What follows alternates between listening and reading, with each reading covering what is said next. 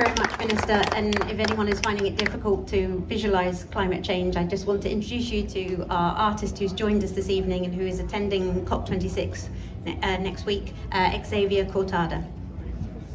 Thank you so much. Thank you, Mr. Minister. On Monday, leaders from the entire planet are coming to Glasgow. What they do, or what they fail to do, will define the rest of your lives.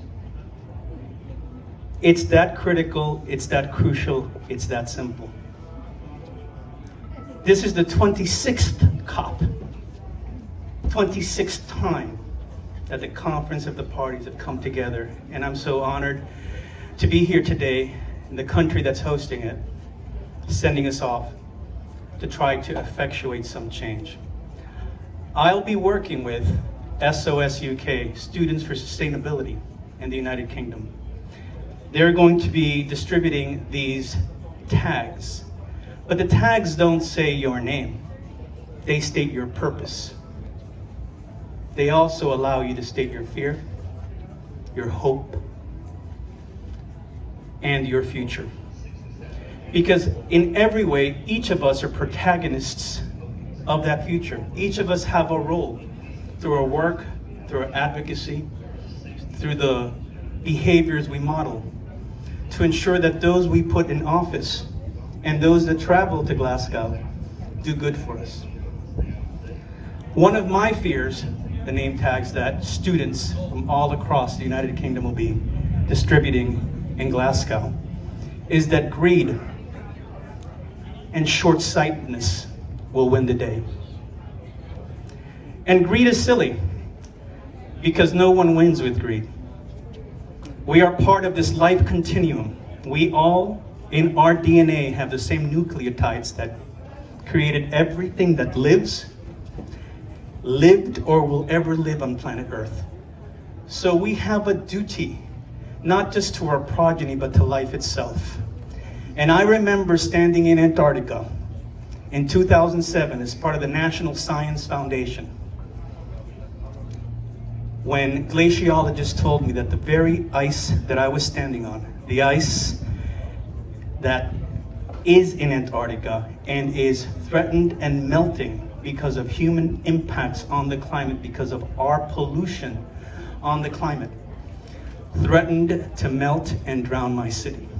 Those are the Antarctic ice paintings that are displayed in the exhibit and on the name tags that the minister and I are wearing. The ministers that 10,000 participants of COP will have an opportunity to wear. Because as that ice melts, the sea level rises. And when the sea level rises, there is no port to accept our goods or our yachts.